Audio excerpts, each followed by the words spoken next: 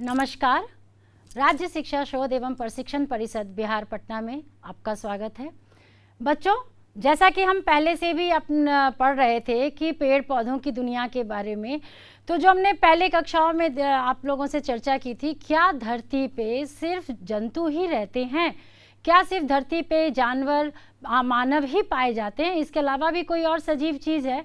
तो जैसा हमने देखा था कि जंतुओं के अलावा पृथ्वी पर सजीव के रूप में हरे जीव भी पाए जाते हैं, जिन्हें हम विशेष नाम पेड़ पौधों का देते हैं। और हमने यह भी देखा था कि उनके भी विभिन्न विभिन्न अंग होते हैं, जैसे हमारे अंग होते हैं।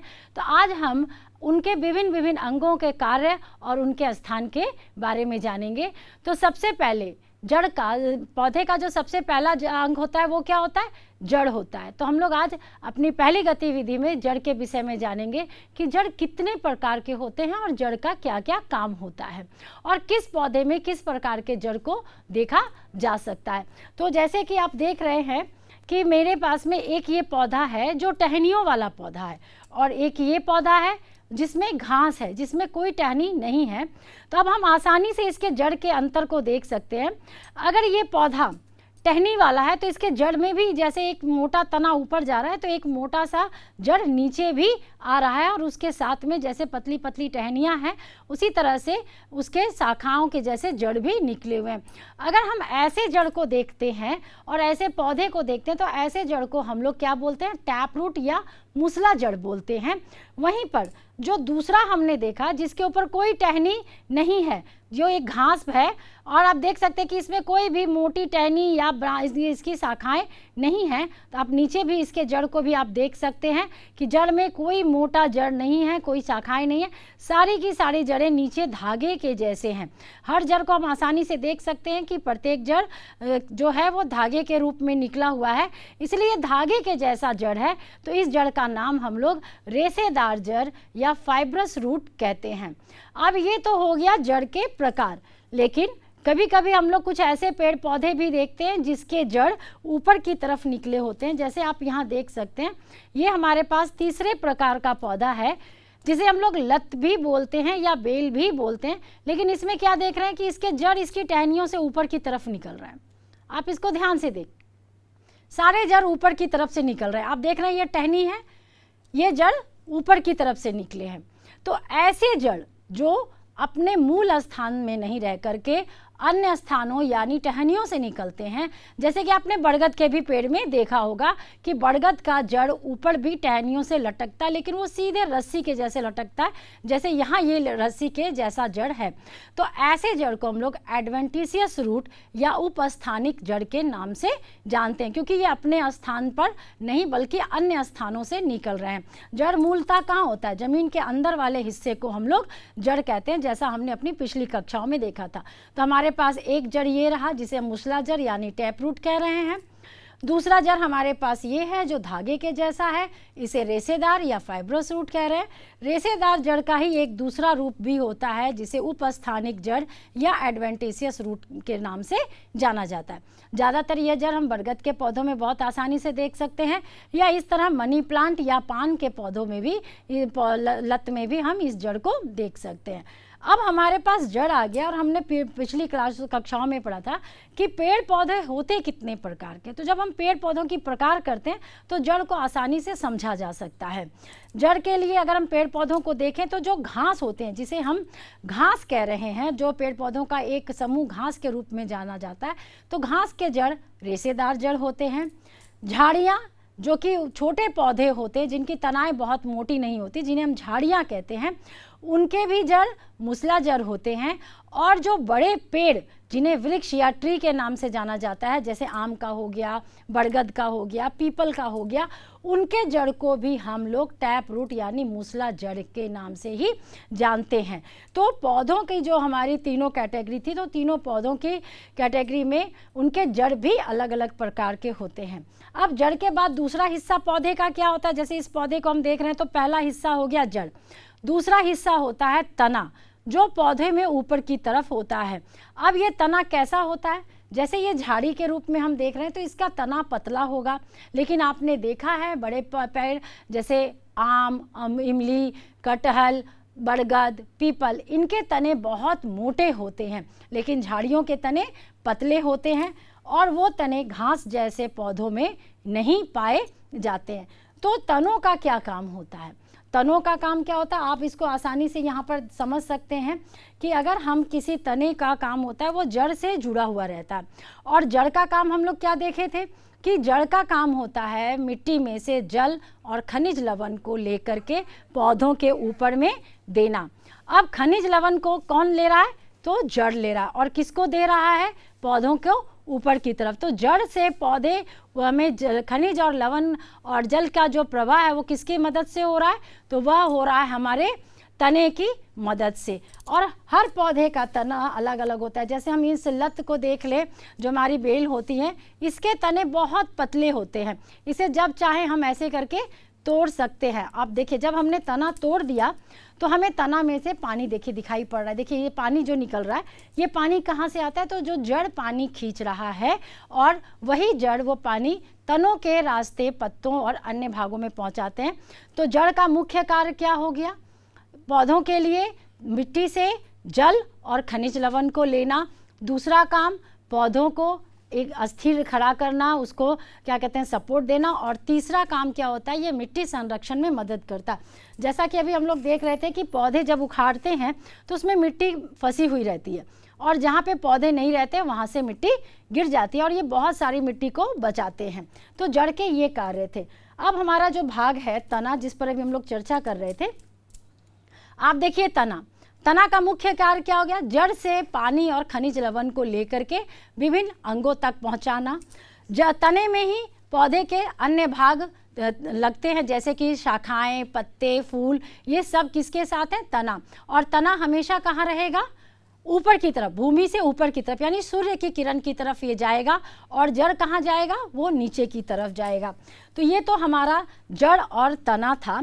अब उसके बाद आते हैं हमारे पौधे का जो दूसरा हिस्सा आता है। जैसे हम देख रहे हैं सब पौधे में हम देख सकते हैं कि तने के बाद क्या है?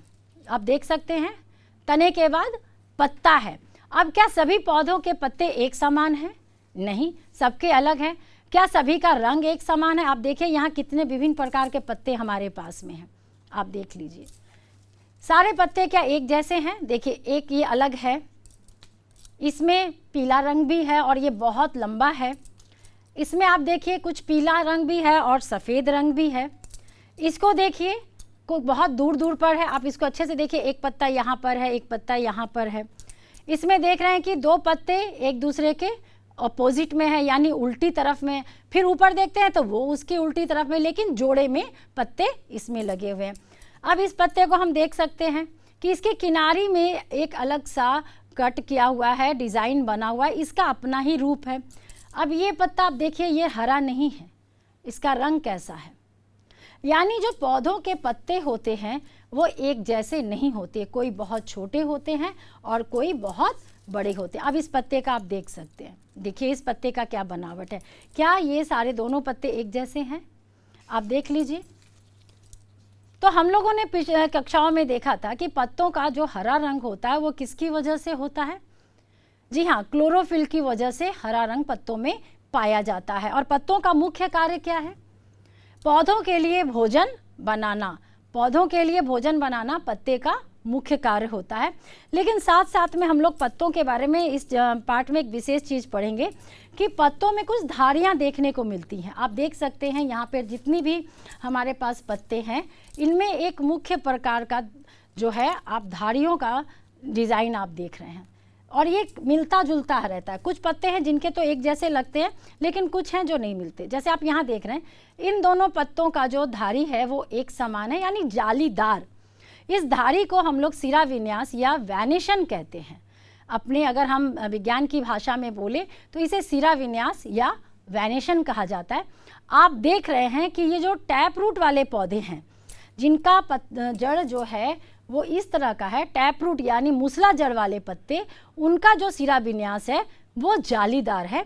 लेकिन जो फाइब्रस रूट वाले हैं, जो रेशेदार पौधे जड़ वाले जो पौधे हैं, उनका आप सिरा विन्यास देखिए कि वो जालीदार नहीं बल्कि एक दूसरे के समानांतर है। तो हम ये भी कह सकते हैं कि जिसके जड़ क्या कहते हैं, रेशेदार होते हैं और वैसे पौधों के जो पत्ते होते हैं उनका सिरा विन्यास एक दूसरे के समानांतर होता है, इसीलिए हम लोग उसको समानांतर या पैरेलल सिरा विन्यास वेनेशन भी कहते हैं। तो ये था हमारे पौधे के मुख्य 3 अंग जिसे हम लोग देख रहे हैं, जड़, तना और पत्ते। लेकिन जड़, तना और पत्ते के अलावा हमने पिछली कक्षाओं में और भी भागों के बारे में पढ़ा था। वो कौन कौन से भाग थे हमारे? ये क्या है? फल। और ये क्या है? फूल। तो पहले कौन आता है, फूल आता है या फल आता है? तो हम लोग जैसा हमने देखा था कि पहले किसी भी पौधे में फूल आता है, उसके बाद फल आता है। लेकिन इस फल का काम क्या है ये हम समझेंगे। इसको समझने के लिए हम लोग जो गतिविधि करेंगे वो बाद में, लेकिन उसके पहले हम कुछ और चीज़ों को यहाँ देख लें। ये हमारे पास कुछ बीजें हैं, आप इसे अच्छे से देख सकते हैं। यहाँ पर ये कुछ बीज है। इस बीज का क्या काम होता है? तो हम लोग पहले भी हमने देखा है जो पिछली कक्षा में कि बीज नए पौधों को उत्पन्न करने में मदद करते हैं। लेकिन ये कैसे मदद करते हैं, ये कैसे मदद करते हैं, इसके लिए हम लोगों ने जो पिछली कक्षाओं में गतिविधि की थी उसको फिर से एक बार देखेंगे।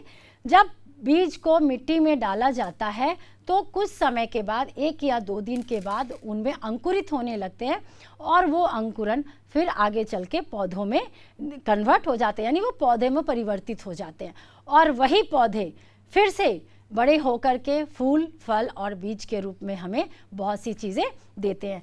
तो अब बच्चों जो हमने आज जो पार्ट देखा वो पार्ट था पेड़ पौधों की दुनिया। पेड़ पौधों की दुनिया में हमने क्या क्या चीज़ देखा कि पहली गतिविधि हमारी क्या हुई, विभिन्न प्रकार के जड़ों के बारे में जानना। और विभिन्न प्रकार के जब जड़ हमने देख लिए तो जड़ का कार्य भी हमने देखा। देखिए आप हमारे पास यहाँ पे विभिन्न प्रकार के जड़ हैं, मूसला जड़ है, रेशेदार जड़ है और ये उपस्थानिक जड़, यानी 3 प्रकार के जड़ हमने देख लिए अपने पास में। अब जड़ों का कार्य भी हमने देख लिया कि जड़ का काम क्या है, पौधों को एक जगह स्थिर रखना, पौधों को क्या कहते हैं सपोर्ट देना, सहारा देना। दूसरा मिट्टी से खनिज और जल को लेके पौधों को देना। उसके बाद हमने इसका और मुख्य कारण क्या देखा, ये मिट्टी संरक्षण में भी बहुत मदद करते हैं। पौधे नहीं लगाने से मिट्टी का कटाव होता है, अगर हम पौधे अधिक से अधिक लगाएंगे तो हमारी मिट्टी का कटाव नहीं होगा। फिर दूसरा चीज़ हमने इसका अन्य भाग कौन सा देखा, जो भाग था हमारा तना। अब इस तने को जब हम देख रहे हैं तो तना का कार्य हमने क्या देखा कि तना हमेशा पौधे को ऊपर की तरफ रखता है और तने के ही में अन्य भागों का निर्माण होता है, जैसे पत्ते, फूल, फल सब तनों में ही लगते हैं। और तनों में लगने वाले जो हमारे ये पत्ते हैं, इन पत्तों का कार्य तो हमने देखा कि पत्तों का कार्य होता है भोजन बनाना, ये सबसे मुख्य कार्य होता है। लेकिन भोजन बनाने के बाद जो जड़ के द्वारा जल और खनिज लवण पौधे में आता है, अगर वो अधिक हो जाए तो वो कहाँ जाता है, तो वो देखते हैं हम लोग एक गतिविधि के माध्यम से। आप देख रहे हैं कल हमने एक पौधे को एक पत्ता बाहर रखा था और कुछ पत्ते उसके पन्नी में बांध दिए थे। तो हमने क्या देखा है, आप सब देख सकते हैं इसमें, इस पन्नी में कल पानी नहीं था और आज आप देख सकते हैं कि पत्ते भी हमारे गीले हैं और इसमें आप देख रहे हैं पानी भी आ चुका है। आप अच्छे से देखिए, पौधों में पानी की पन्नी में हमारे पानी की बूंद भी है और ये इसके पत्ते भी हमारे भीगे हुए हैं। ये पत्ते में पानी कहाँ से आया, इस पन्नी में पानी कहाँ से आया, तो ये चीज़ हम समझेंगे। इस गतिविधि से हम यह समझ रहे हैं कि हमारे पौधे यानी पत्तों से पानी निकलते हैं, जिसको कि हम लोग ट्रांसपीरेशन भी कहते हैं। ट्रांसपीरेशन में जब पौधे भोजन बनाते हैं प्रकाश संश्लेषण की मदद से, और उसके बाद अतिरिक्त जल जो होता है वो पत्ते अपने से निकाल देते हैं, क्योंकि यह जो प्रकाश संश्लेषण का काम होता है, फोटोसिंथेसिस का काम होता है, वो दिन के समय सूर्य की प्रकाश में होता है। अब हम लोग जो गतिविधि आज हमने देखी, कौन कौन सी गतिविधि देखी, जड़, विभिन्न प्रकार के जड़, उनका कार्य, तना, तने का कार्य, तना की संरचना और उसमें उत्पन्न होने वाले विभिन्न भाग जैसे पत्ते, पत्ते का मुख्य कार्य और पत्ते का बनावट। तो सभी पत्ते अलग अलग होते हैं और ये बहुत जड़ से निर्भर करते हैं। जिसका जड़ जैसा, अगर आप देख रहे हैं टैप रूट है तो सारे पत्तों का जो सिरा विन्यास है वो जालीदार है, और अगर रेशेदार जड़ है और तो उसके पत्तों का जो सिरा विन्यास है वो कैसा है, पैरेलल यानी समानांतर है। इसके बाद हमने देखा बीज। बीज जो है वो पौधे से प्राप्त किया जाता है, जिससे कि हम नए पौधों को उत्पन्न करते हैं। तो बच्चों, यह था हमारा आज का पाठ, पेड़ पौधों की दुनिया। अब हम इसी से कुछ सवाल, अपने मुख्य जो हमारे प्रश्न हैं उन्हें हम लोग देख लेते हैं। तो गतिविधि जो हमने की है उसमें हमने आज कुल 6 गतिविधियों को किया है, और उन 6 गतिविधियों को हमें अपने साथ साथ अपने जो हमारे जो प्रश्न हैं उनके साथ उन्हें हम मिलाएंगे और उनके साथ उसका जवाब प्राप्त करेंगे। क्या अगर हम पौधों को मिट्टी से उखाड़ लें तो पौधे जिंदा रहेंगे?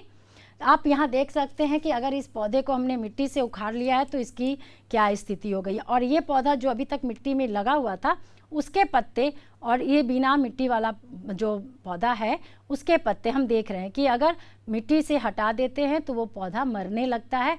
तो पौधों को हमेशा जल और खनिज लवण की आवश्यकता होती है।